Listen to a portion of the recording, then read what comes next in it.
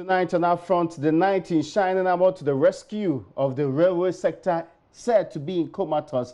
We have summoned the CEO of the Railways Development Authority to account for his stewardship. My guest today, I'll be telling you more about after this break.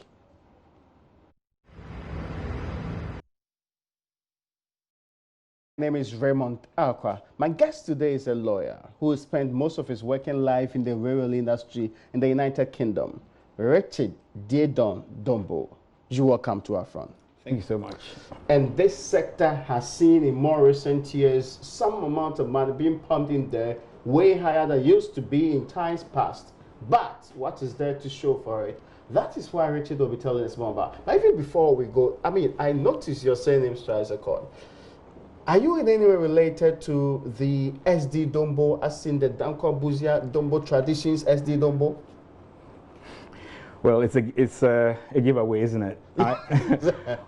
Well, I am his direct son. Oh, I see. Yeah, Chief SD Dombo. Oh, that's interesting. Yeah. I didn't know that he was in government in any part of it this way. So is that why you are in this job? Oh, absolutely not. Mm-hmm. Yes, as you said, I am a barrister by profession and training. But in the United Kingdom, I joined the railway sector in 1994. So as of 2017, when I got my appointment to assume this position in Ghana, I had been working for 23 years in the railway sector unbroken. Okay, 23 years. 23 years. So I got this job not because of the name, certainly not. I've got the railway background. And of course, I was also an active party member in the United Kingdom. In fact, the first vice chairman of the UK branch of the NPP. Yes. That's interesting to know. Now, let me get this straight, because there's a lot of talk about what's supposed to happen. Now, when the colonial master left, we had 946 or so kilometers of rail lines. The system some way became a bit messed up. Indeed, I know you have described the railway industry prior to 2017 as being in a comatose. Why do you think it was like that? And what was the extent of deterioration prior to that time? Well, thank you. Indeed, the colonial administration left for Ghana a total of 947 kilometers. I've got a map here. If your cameras could zoom in, you will see the extent to which it is. If you can see very well, it is this red line here. It's almost like an inverted V. That's true. That is all the railway lines ever left for us, 947 of it. And the British were strategic in why they chose that particular pattern. So it goes from this is what they call the Western line. That is from Takoradi through to Kumasi. And of course, on that Western line, we have gold, timber, cocoa, manganese, bauxite, and of course, there's a passenger element of it as well. That's true. So it was strategically sited. Then we have what is called the Eastern Line, which is from Tema, Accra through Chimota and Sawam and Koko through to Kumasi. Again, a huge passenger network. So those who reminisce about the past as regards, oh, we should join the sleeper train, etc., etc., it was that Eastern Line that comes through. That kind of thing. So this is what they left for us. Now, in terms of the state of comatose that I aptly describe the state of the sector as at January 2017, when His Excellency President Akufo-Addo assumed office. The first step he took was the creation of the standalone Ministry of Railways Development. As while we had what was called Ministry of Transport, under which we have the railways, aviation, ports and harbors, metromass, etc. Now, with the decoupling of the railway sector, standalone, and again with aviation, the needed focus that the sector needed, or the needed focus that was required in the sector, was attained. Now, why was the sector as bad as it was until 2017? A number of reasons. The fact that it came under that huge umbrella is one reason. Put it this way, the Minister of Finance in his budget allocation or budgetary allocation to various sector ministries would just give to the Ministry of Transport, gigantic as it was, just one allocation. That's true. Which was now to be split among these huge sectors. Aviation is huge on its own, and so is railways. Now, when we talk about the investment element in the railway sector, that brings water to the eyes. It's eye-watering. And that, for them, I put into context the fact that the railway sector could never, ever thrive under the railways ministry. Under the transport sector, with the kind of amounts that were allocated. We're talking of an average of about $4 million per kilometer to construct. That is the starting point. And if you look at the fact that maybe Ministry of Transport in its entirety would probably be given the equivalent in dollar terms of, let's say, about $6 to $8 million for the year. And 1 kilometer takes about $4 million. So basically every year we're doing at most 2 kilometers. Are you kidding me? Amount of money. The amount I'm talking about was not for the railway sector. I'm talking for the transport. Yes. That's what dedicates to that amount to the important sector called railways. Well, so there we go. So in order for us to get a handle on this very important and sleeping giant, the first step was what His Excellency President Akufo-Addo did, i.e. the creation of the standalone Ministry of Railways. With that, as a statement of intent, in the very first budgetary allocation to the sector in 2017, from 2016, where the sector was given 20 million Ghana cedis, that is the sector, from its share from the Ministry of Transport, the standalone ministry got no less than 780 million cedis in the very first budget allocation. 718 million cedis to the railway sector alone. That was a statement of intent. In fact, this money was used in the first year for exploration. When I say exploration, the sector minister, myself, and deputies, traverse the world to see best practice, which countries like Israel, people ask why Israel. Well, of course, it's a developing country by definition, and they don't have any significant railways to note, but they are developing.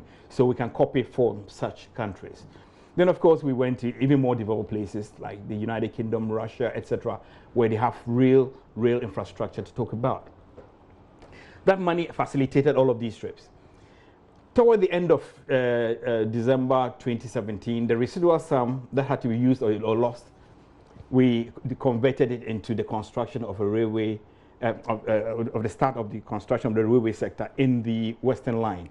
So we started with Kojokrom to Eshim, which is 5 kilometers, and that was the equivalent of $20 million, residual from the 780 million Ghana cedis that was left. Now, going back again to having established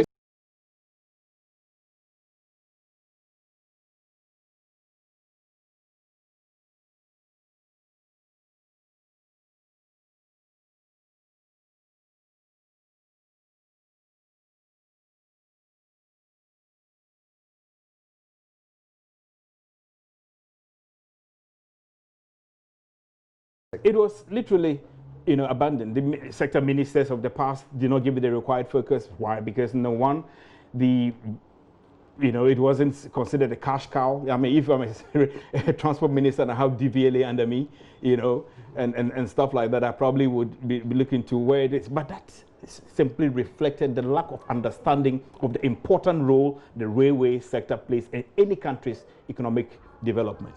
I see. If that understanding was realized by past administrations, I'm sure that they would not leave it like some abandoned stepchild. In fact, it would have been given the kind of focus it has been given now, and I believe that as of 2017, that the sector would have been far ahead. But that's where we are now. I'll come to it, but there are important things that were stipulated about this sector, and I'm looking at, for example, the 2019 budget. The finance minister says there has been a change in the sector from a dying colonial rail network system, and has been re-energized into a proper railway sector. That's what the finance minister said. I'll be asking about what has specifically been done in this area pretty soon. Equally instructive is that when you look at the manifesto of the NPP way back in 2016, it talked about the development of a modern rail network with strong economic linkages. The western and the eastern lines will be completely overhauled. This will facilitate the haulage of bauxite, manganese, cement, and it mentions all of the other things.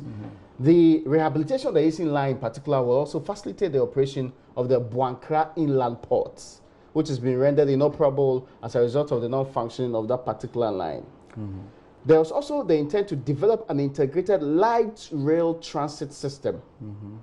Now, this is where I'm coming to from. Okay. Expand the rail network to the north of Ghana. Let's start from the western and the eastern lines. What has been done so far? Let's start from the western line. Yeah. I think in my last answer, I did say the residual sum from the 2017 budgetary allocation, which amounted to $20 million, was plowed into the start of the construction of the standard gauge line on the western line, commencing from Kojokrom through to Kojokrom through the Eshiem. The president in his State of the Union address in 2018, just like he did in 2017, which announced the 5 kilometers, also announced in the 2018 an additional 17 kilometers of new standard gauge construction on the western line. That totals 22, and it's being undertaken by this Israeli firm called Amandi. Subsequent to that, in April of this year, the Minister of Railways Development, Honorable Joe Gaita, and myself were in China, and I signed a contract with a Chinese group called Wuju for $500 million for 100 kilometers to commence from Manso, where Amandi's contract finishes. Kilometer 22 is where Amandi finishes. Yeah. So from kilometer 23 up to 100 kilometers thence, i.e. it terminates around Dunkwao, 100 kilometers. That has been signed, and it was under the facility of the CDB loan, Chinese Development Bank loan, which is, common knowledge out there that a $3 million contract was, loan facility was obtained from CDB way back in 2017 under the presidency of, I think, John Atta Mills, out of which $1 billion was released. The other 2 was withheld until 2017, when His Excellency Vice President Mahmoud Bawumia went to China, and China was quite pleased with the signs of stability, economic stability in Ghana. They decided, okay, you know what, we'll be releasing the 2. It took another year in October 2018, when His Excellency, the President himself, Nana Akufo-Addo, went to China together with his Chinese counterpart. They signed the protocol to release the $2 billion outstanding. I see. Out of the $2 billion that was promised to be released, the Minister of Finance, out of the goodness of his heart, decided that $1 billion was going to be given to the railway sector. So, but he needed to know how we're going to disburse that sum. So between the minister and I and deputies, we decided that $500 million will be plowed onto the western line, which is what I've just talked about, the Wuju one, and the other $500 million on what is called the central spine. The central spine originates from Kumasi, heading toward the north.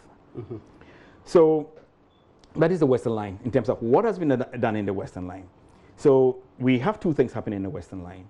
We have, first and foremost, let me introduce to you the fact that we are not working, off the cuff. We have what is called the Railway Master Plan of Ghana.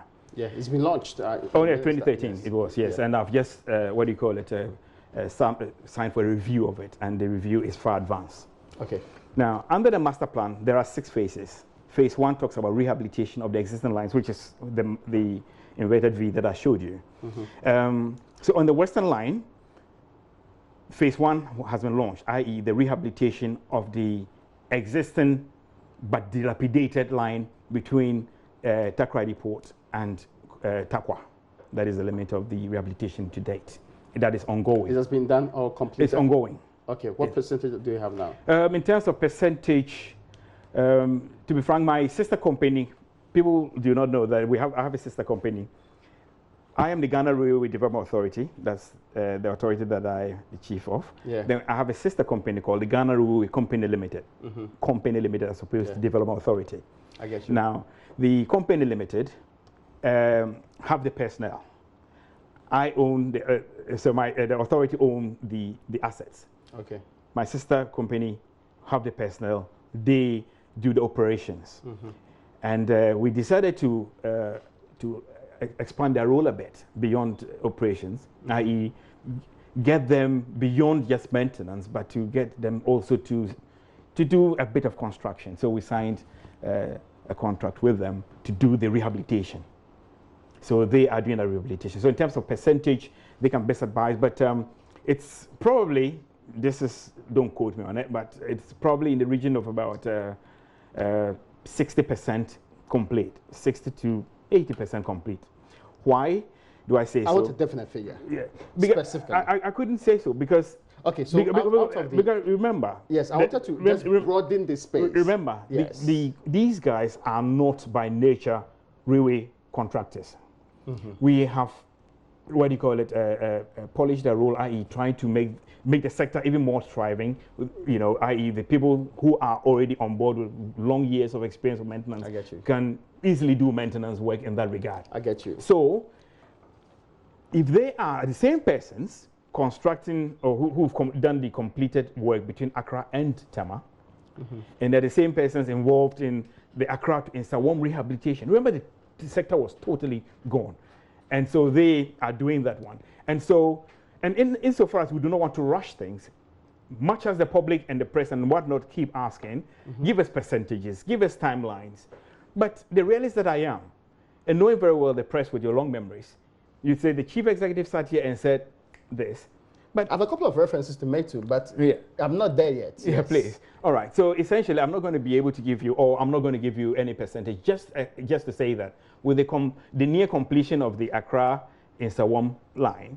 Near completion. Near completion, because we shut down in August 2017. Yes, we have been confronted with certain realities. You know, the what do you call the Galamsey effect is also on that, also on that side. There are some places where the subsoil is so terribly, you know, degraded that it requires a lot more than just, you know, putting ballast and sleepers, you know, on it. So when are we going to be able to use the Accra Nsawam stretch? The Director of Regulations and Assurance at the Railway Development Authority has been on site to see the work done to date by Ghana Rail Company Limited, and he's advised some further works to be done.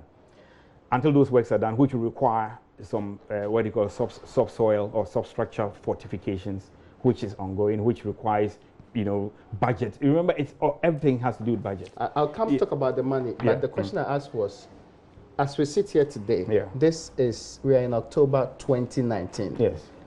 The first term of this government, if it will get an extension, it will be dependent on the election. Yeah. The rest of the term of this government is ending next year. That's right. With barely a year to go. I'm asking, when can me and others, commuters, use the Accra Nsawam stretch? When? Well, like I said, it's not a matter of snapping your finger. I've just told you, you know about the budget. But is it the point? You can see. I'm looking at the figures right before me. Right, for example, I know that in the year 2016, the approved budget for the particular sector was 11 million cedis. Right. Only 10 million was released. 2017 was 518 million. 518, yes. And the release was 435 million. Right. I'm looking also at 2018, 544 million was approved, and 270 as of September was released. That's all the figures I have for it. Great. The question I'm asking you is, the people who don't care about whether there's money in this kitty or not, who only care about a quest to revive a sector, they would want to use the Accra Nsawam stretch like they used to do before. What specific assurance can you give that this date we'll have it running? Put it this way. I mean, the very figures you've quoted is enough of a vindication of where we are. Remember that those figures you quoted are not for the very route you're talking about. It's for the sector. The entire sector. It's for the entire sector. Yeah. And for that matter, if you convert that in dollar terms, I've already told you the construction cost per kilometer. 4 million per kilometer. There, but that's construction on the average, That's on the average. It's sometimes a lot more. Depends on what challenges you face. You do face. And so what you've quoted does not really in any way, lock us down as in, oh, you've got all this. What we are doing now is the publicity, the education. What I'm doing now is educating the public so that they do not have expectations beyond reality. the fact is that we are not going around boasting and saying that we are achieving more than we actually are. But we are achieving because the sector was down. Now you can see, if you go on that Accra in Sawam route, you will see a whole lot of men in overalls, you know, yellow and orange overalls, working. People can see for themselves. People living along that stretch are more than happy to see that. My only difficulty is that when in the year budget, the finance minister states that we have made a massive change from a dying colonial railroad network that had been re-energized railway sector. Yeah. And what people see and use is the evidence of the re-energized sector. Absolutely. The example in sight is the Accra in Sawam one. Right. If they cannot use it, you can't purport to have had this sector running. You know, I think it's an unfair, what do you call it, categorization, because the Accra in Sawam is not the elixir. It is not the be-all and end-all of our attainments. I get you. We have got a rehabilitated Accra Tama line. We, in fact, guess what? The Accra Sawam line was not, what do you call it? It was a case that we decided to close it because of the degraded infrastructure. Of course, it was closed in August 2017. Yeah. The infrastructure was not due to a derailment or anything, but we were not going to wait until a disaster occurred before we did that. Now, having closed it with no prior budgetary, what do you call it, specific budgetary allocation to that route. Remember, I said we have 6 phases. Phase 1 is rehabilitation. Yeah. And then you can only do so much with whatever allocation. Like you said, 580 million was released, and how much was given? About 400 million. Yes. Out of which, in all, so far, between 2017 and 2018, as of September 2018, there has been 706,168,065 cedis released to the sector in all. The ministry, there are all the other things. Right. That's the amount of money I'm talking about. Absolutely. You're saying that this amount of money hasn't been able to extend to work required on the Accra in Sawam stretch. Who is saying so? I have told you that the work is ongoing. Yes, but I'm asking about remember, the completion of it that will get people interested and knowing that the work can also use it. Remember I said the Director for Regulation and Assurance was out there recently because if you heard the sector minister, it was said that what you call the line was almost ready. That's what I'm interested in. That is true. Yeah. So remember, it is one thing seeing that the line, there's ballast, there's sleepers, and there's a rail track on it. It's quite another thing for the assessor, i.e. the regulator, who goes on scene and sees certain things that need doing. And we do not... We do not... your role as regulator and developer at the same time. That's an interesting...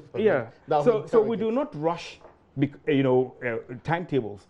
Railway and safety are bedfellows. You can... I agree. The absolute bedfellow. So we will not be pressurized, so to speak, by public expectations and give you an unsafe railway. Not under my but at least I expect an estimation. Well, I mean, listen, I can tell you how long will it be by the end of this year? By the end of this year, can the people within that stretch use it? How long is a piece of string? It depends on the string. Precisely. But you have been there. You have seen the rail. You have worked on it. You have competent men who have done extraordinary work on this rail. And then again, when you quote all those sums, I've indicated to you that, for instance, all that sum you're talking about, 20 million of that was used for new construction on the Western Line. I see. Yes. 20 million of that was used. And for that matter, it is not all just liner. And then we've successfully completed the Accra Tema line. We have done, like I said, quite 60 to 80% on the Takrady to Takwa stretch. So it is a whole... It's interesting able to tell me the percentage done on the Takrady to Takwa stretch. But when it comes to Accra Tema, which is... Accra Tema, Accra and Sawam. Which is... And I'm saying this because I know people can make easy reference to Accra Tema, Accra and Sawam. They know them. Yeah. The Takrady ones is basically, goods and other things. So some of us they don't have any history to it. Yeah. So that's what I'm asking whether, and I've had calls, people asking, so when can the people move from Sawam to Accra using the rail like they used to do some time ago? Yes. It is our goal, our aim, our dream to have that line, in a safe state. If you go there now, you will see that yes, all the line is there right up to Sawam. But is that all you are after? That there is a line? No. I think that to the consumer, being able to ply that route, sit in the train, precisely, is what they want. Exactly. So I'm telling you why, even though the line is done to in Sawam, yet the regulator has not passed it. So a regulator is a statutory body. What is the main inhibiting factor today? Well, the fact that certain areas on the stretch need more fortification than than the funds available have been able to provide. So of course we will not just rush and open the line. So a timing will depend on the availability of funds. There is a request in the budget which will definitely be on it. A request in 2019 budget? Yes. But we are in October. I appreciate that. And we are barely left with 3 months or 2 months. I appreciate that. We are thinking outside the box. The minister, I'm sure, and ourselves would find a way of circling that, that problem. Can the people of Nsawam move to Accra via that particular train route by the end of this year? I hope so. But you don't have a firm commitment in it. I cannot give you. I don't live in an utopia. I appreciate I don't that. live in a utopia. I'm a realist, and I do not want. And the main factor is the money factor. The main factor is that the line needs fortification in certain areas where the budget cannot stretch to reach. Okay, I get your point. Precisely. Now, I'll move beyond Accra and Sawam. Yes. Because, that's a very interesting area to Absolutely. dwell a little bit on. Yeah. Before I transition to other areas, because I'm not talking about the northern part yet. It's western and eastern I'm looking at so far. Great. Now, there's something that came up. How different is your job from that of the minister? I know mostly ministers are for policy and general direction. But how different is your job from that of the minister, beyond the policy part? Well, I do not think that any sector is different from any sector ministry. Yeah. No matter, what name it goes by, is different in terms of its standing, within the public service and that kind of thing. That ministries or ministers direct policy. Okay. Agencies comply with ministerial directives. Agencies do the running, the implementation of policy. Now, let me get this also clarified in this case. You did say, and I've heard many talk about your authority as being both one that's engaged sometimes in development and other times in regulation. Is that not contradictory and conflicting? In a sense, you might be right in that regard. Yeah. And yes, in a properly set up, when I said no, that's not the right. In an advanced system. In an advanced system, we'll have a proper network, railway network. You shouldn't have both in one department or authority, the regulator and the developer. And that will change. Are there plans to change that? Of course. I mean, that require, because it's Act 779, the Railways Act, created this anomaly. Yeah. So it will require a parliamentary amendment, to Is there a bill in the offing? The minister has that in the offing. Okay. So when are we going to get that happening? Well, it depends on parliamentary time. Oh, you already laid a bill in parliament? Well, he listen, this is the ministerial side, so I'm not going to. Oh, no, but of course. I thought you had information. No, I'm not going to. Yeah, so I thought you had briefed you on when it's going to parliament. I do know he's got plans, but put it this way, I think it's almost like a red herring in our situation to make it appear as if the legal regime has anything to do with the parallel state of the railway sector. Nothing to do. No. I'm not saying that. And for that matter, in my opinion, it is not even a priority. I know you're a lawyer. Yes. Some complain that an institution responsible for development equally doing regulation is problematic. Yeah. That's what I wanted to get clarity on already. Yeah. I mean, at the moment, we are still at the scratching phase. Okay. And for that matter, in terms of prioritization, it should be as regards, getting monies, funds to develop, the new lines and to rehabilitate old lines. Because one of the achievements the ministry said they had done in the year 2018 going into 2019, in its planned budget, the program budget estimates, is that it did a review of the Ghana Railway Act at 779 to pave way for the restructuring of the sector and the creation of new agencies. That's what I was interested in, when that review would finally make you do one and do it excellently. As far as I know, the minister is quite dedicated to this eventuality. Okay, I get you. Now, we're talking about what's happening on the side to do with Accra Takwa Kumasi stretch, has it been fully renovated or rehabilitated? I thought I touched on it. That's you mean the when you talk about Takwa and whatnot, you talk about Western Line. Yes. So don't talk about Accra. Yeah. Oh, yeah. Of course. Okay. So Western Line starts from Takoradi through to Kumasi. That's it. Yeah. Yeah. And there, I've told you that we are doing two things there. One, the rehabilitation of the existing narrow gauge line and the construction of the new standard gauge line. And of that, I've told you that Amandi are doing the first 22 kilometers. We've signed a contract with Wuju for the continuation from kilometer 23 up to 100 kilometers further forward, you know, and that's at Dunkwao. And when will they finish that? It is projected for October 2020. That is the what they call the Wuju one, which is kilometer 23 up to Dunkwao. Okay, so by this time next year? That is a projection, October 2020. Okay, that's a wonderful show to know. How far would the talk on integrated light rail system, transit system? Yeah. In that event, you're talking about Accra and Kumasi. Now, if you look at the master plan, which I showed you, you see some bubbles. Now, these bubbles, if you come and the see, one at Tamale, there are Techiman, Kumasi, then there's one at Second Accra, and also Ho. Yeah, that's right. Admittedly, this is the current master plan. Yeah. Remember, I said there's a review of the master plan, and that review will take into consideration the 6 new constituencies. Sorry. What do you call it, regions that have been created. And so the bubbles actually denote regional capitals and their densities. Okay, I get you.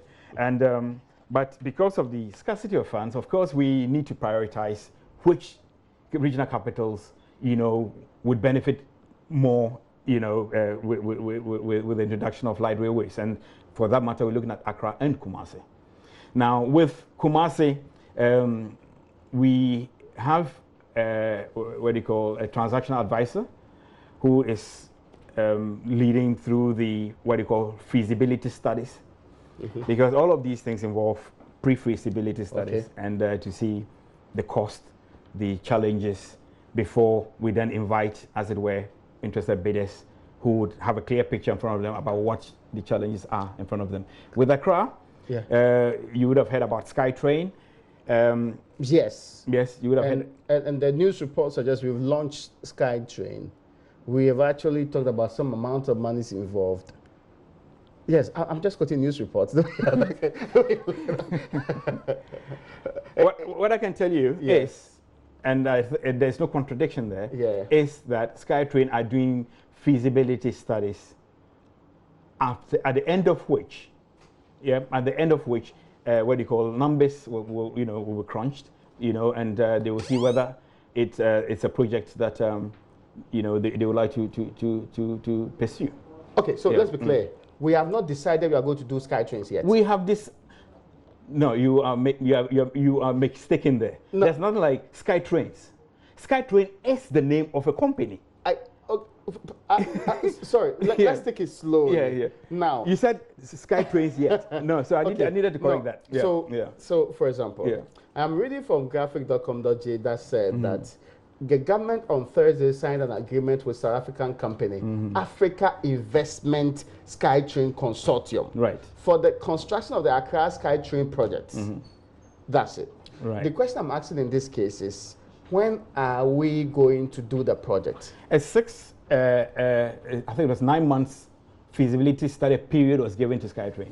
Okay. At the end of which, because remember, this is it's not our money. But we have exceeded the 9-month period. No. It was done in November 2018. Well, it was extended.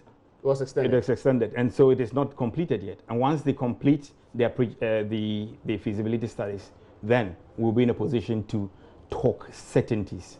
Okay, so we don't know when that's going to happen. Actually. Well, no, we're talking about the end of the 6-month period. Sorry, 9-month period. Yeah, at the end of that, we will be able to talk certainly as regards, because once they take it up, that okay, we think that the numbers add up, we can invest in this. So when are we going to start construction? If we had the money, we can give you those dates. Okay. But SkyTrain is, remember I said, a company who are doing a feasibility study. It is they and their bankers who, at the end of their feasibility studies, will do the call. It's not our call. The minister stated that by January 2020, we should start the construction of the project. Has it changed? No, I'm not contradicting him at all, because at the end of the day, he and I have reason to be optimistic that SkyTrain have done some little work on their own before the official feasibility studies, and they believe that the numbers will add up for them to do it. So it's a confidence talk. Yeah. The question I'm asking is whether in 2020 January we will start the construction. In 2020 January, once SkyTrains take up the challenge, then we start construction. So there are so many other factors that may determine that happening. At the end of the day, it is not GOG money. Yes. So we cannot make that call. Categorical. But it sounded more categorical to me when the minister made it. Well, I'm sure he had reason to say what he said. Yeah. Do you have any reason to believe SkyTrain will fail us? No. Not at all. I don't have any reason. Because remember, at the end of the day, like I said, they came making a bidding even before anything was thrown out to the public in terms of expressions of interest. Oh, that's interesting. Yeah. So they came making a bidding, and they, like I said, have done their own preliminary work, and they believe that it will work out. Yeah. What's happening to the Eastern? What's happening to the Trans-ECOWAS and Central Lines? Trans-ECOWAS, you would have read in the papers, sometime last week or so, an MOU was signed between the ministry and one group, just to do. It's an MOU, and as you know, with an MOU, at the end of all considerations, if they think it is something they would like to take up, and we have done our due diligence on them and their capability to finance it, then we proceed. Kumasi to Paga. Kumasi, that's central spine. Yeah. Remember, I said out of the $1 billion that the Minister of Finance gave us from the $2 billion CDB loan, the other 500 million was plowed into the central spine, which is from Kumasi going toward the north. And how far? Of course, that will not go anywhere in terms of distance, looking at the quantum, but it's a start. Okay. It's a start. So and there is a Chinese company called CCECC. We have plans to get more money for it. I mean, that money will not reach enough. So, of course, it's a start. To get more money of course, yeah. Where are we going to get the money from? I mean, we have the various funding models. We have got a BOT, we've got PPP, we've got even barter system. Is that a project that can see fruition and people can use this rail line before the year 2020 ends? 2020? Yes. Which line are you talking about? I'm talking about yes, Kumasi to Paga. Number one, all of these things are, there's a predicate that money must be there in the first instance. Yes, China, has a promise to release the $2 billion. I get you. The money has not arrived yet. Until the money arrives, we at the moment, have an agreement in principle, but and we have a contractor, who may be in place to take it up, but the money has to come first. My guest in studio on today's Upfront is the man who spent 23 years in the UK working rail lines, who is here to fix your rail lines. His name is a Dombo, but this one is Richard Diedon Dombo. And we'll be talking about the vision to make sure that we have a once again functioning rail system in this country. After the break, we'll continue our conversation. This is Upfront. My name is Raymond Dakwa, and the conversation we'll be having tonight is what's been happening to our railway sector. I did read to you what the promise was to revive that sector, give it life, bring it back to prominence so that people can have the transportation they used to have some time ago. And I'm asking today with the man who is leading and spearheading the efforts in that area at the Ghana Railway Development Authority. He is Richard Diedon Dombo. And I'll be asking, after 706 million Ghana cedis, how much of that has really seen transformation on the ground? What has happened to our railroad system after government devoted and released 706 million Ghana cedis into that particular sector? If you'll be part of this conversation, we'll be talking about a lot about what's been happening on Accra, Tema, Accra, and so we'll be talking about what's been happening on the Eastern Line and the Western Line. We left off on the point to do with what they call the central spine, which is Kumasi to Paga. See what's been happening on that particular stretch too. You're welcome back once again. Thank you. Now, there's another important one that is dear to government's heart. Tema Impakadan. The last conversation government put out there was about some engagement with communities to intensify smooth implementation of that 97-kilometer one. How far with that project? I mean, very far advanced.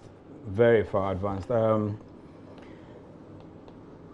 At the moment, they have actually laid tracks. About 24 kilometers of it have been laid. It's not been without challenges, and the challenges is not technical. Challenges is all about land acquisition. Oh yeah. And encroachment on railway right of way.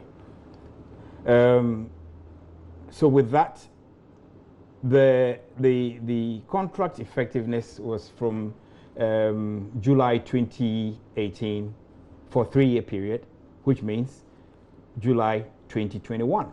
But the contractor is confident, and I am confident because of the work that is being done, that they will be able to deliver by June 2020. Okay. Yeah, and like I said, as of now, about 24 kilometers of rail have actually been laid. That's about 1/3 of it. That's about 1/3 of it. Okay. And the rest of it, like I said, we're still overcoming issues of encroachment.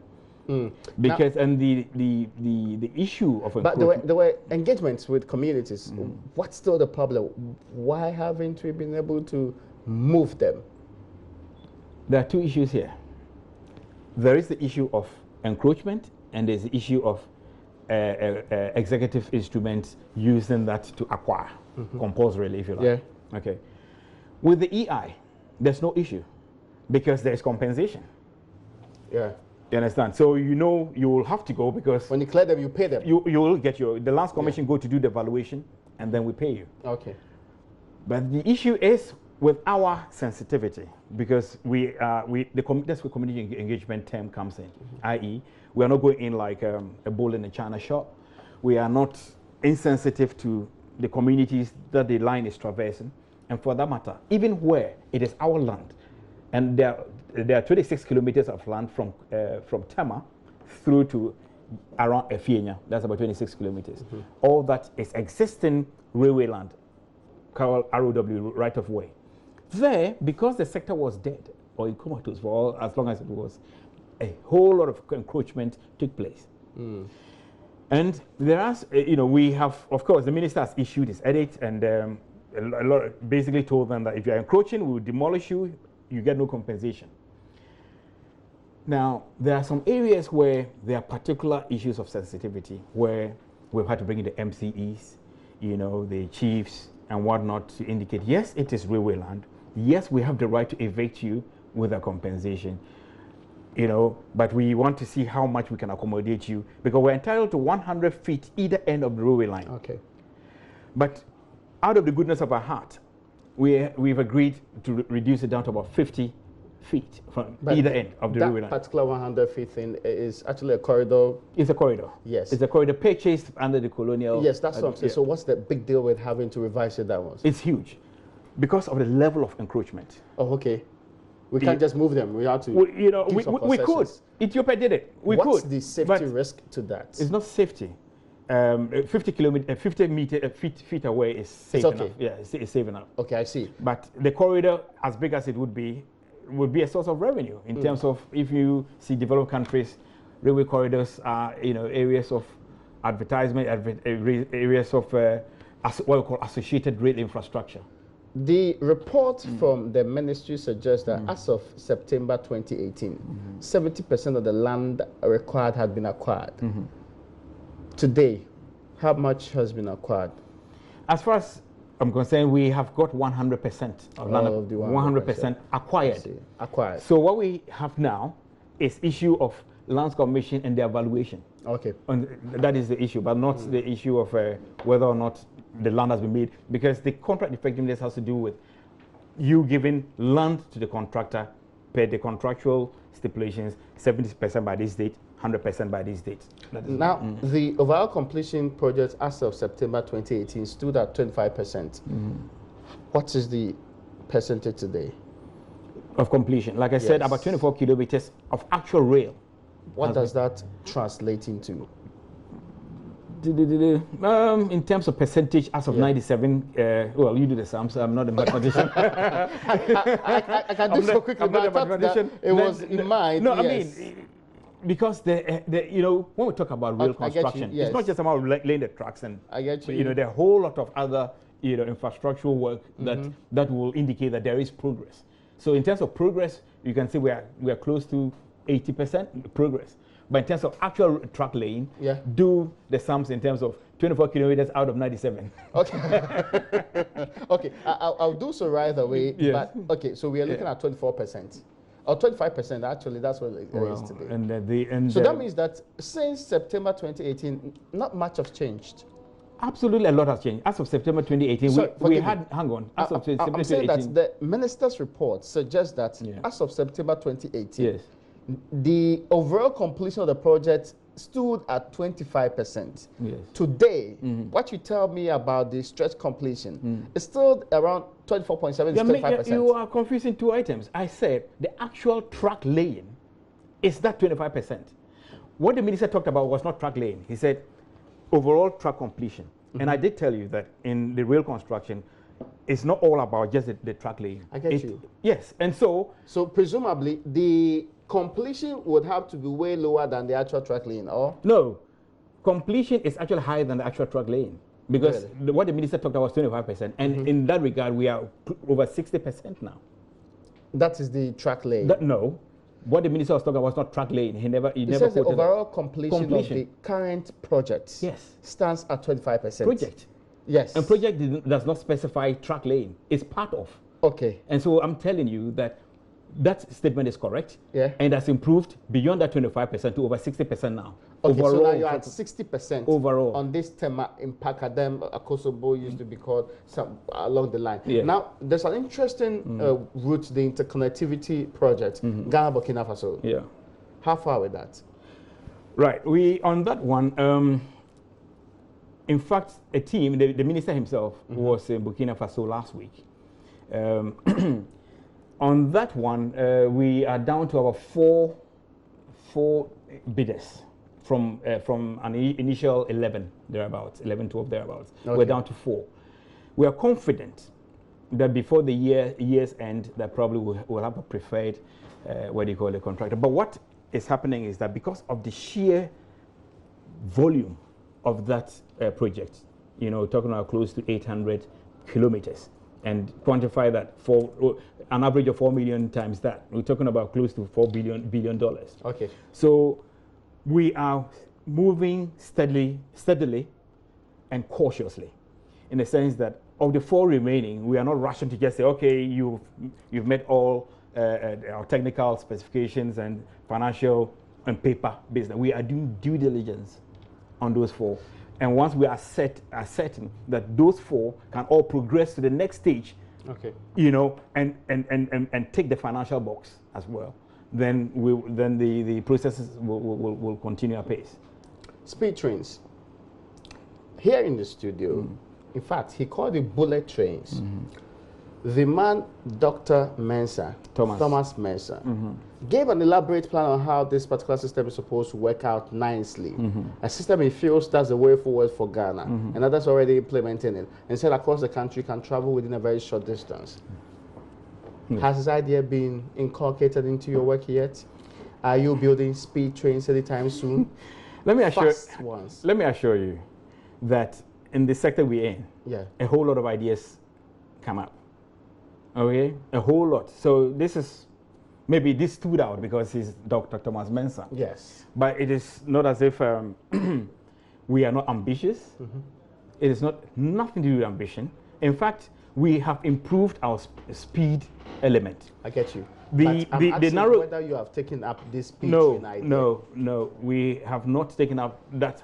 So you're not going to build speed trains for Ghanaians anytime soon? Let me tell you, what did I just say about the average cost of a kilometer? Very expensive. But that is for normal high speed. What you're talking about is high speed. Yeah. The infrastructure for a high speed train is absolutely and totally different from speeds of up to 160 kilometers. So is it cost effective for countries like Ghana? Let me tell you something eye-watering. It will cost you no less than about $30 million per kilometer to construct a high speed train line. It doesn't look feasible to me. Well, there you go. So it is for a country whose GDP is just over 40-something billion, you know, and then we're talking about high speed. High speed to where anyway? Is that from the south to the north? That's my point. If at the moment we have a train, at the old lines that we had, we're going like 60 kilometers at most 80. Even when I talk about the sleeper, that's probably going like 50 kilometers per hour. Well, we've elevated the speed to 160 kilometers per hour. Are we ready for the high-speed trains? Not, I mean, listen, you have to learn to crawl, to stand, to walk, to run.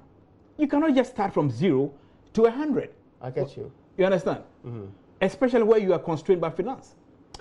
My last question to you is, what's the biggest achievement of your sector today? The railway sector or the railway development authority? Yes. No, the authority, more importantly. Yeah, the authority, yes. I inherited an authority that was not fit for purpose, just about 11 personnel who certainly couldn't do the work that it is legally mandated to do. You know, so I started off by taking an overview of the organogram. With the assistance of Public Services Commission, we now have an optimum number of 78, you know, to do a functional, you know, railway service. So have requisite engineers in-house now, you know, and we're able to by the end of 2020, what will be your biggest achievement? By the end of 2020, the authority or the sector? The authority. The authority. By the end of 2020, I should have had my full complement of staff who will be able to complement the work that is being done by independent consultants at the moment. I get your point, but the entire sector? In terms of the entire sector, we would have had the completion of the Tama, what do you call it, Mpakadan line. We would have had the commencement, what do you call, of the central spine. We would have had the commencement of the eastern line. We would have had, what do you call, the commencement of kilometer 23 on the western line. We would have completed rehabilitation of those lines that require rehabilitation. We would have, as it were, struck ground for the commencement of metro lines in Kumasi and Accra. You see, this gives you what do you call it? A clear picture that we have a basket of activities. That's interesting. You know, we have a basket. We are not just. That's why. Looking at your trend of finance. That's why I will not. That's why I refuse to be buttonholed on, let's say, Accra in Sawam, because I know we're doing a whole lot of other things. I get your point. Yeah. And I'm concluding on this. Do you want to be president? Do I want to be president? Yes. Absolutely not. I mean, you are SD Domo's son. But my father was not president. Yes, your father was not president, but the main pillars in the Danko Buzia tradition, clearly, you are one of them. But that has nothing to do with presidency. I'm asking whether you want to be president. No, I don't aspire to that. Why? Because it is not my calling. I am a politician, but you know, it's not my calling. I don't intend to be a president. Mr. Dogo, thank you so much for joining us here today. Well, folks, that's where we end today's edition of UPfront. Many thanks to you for watching.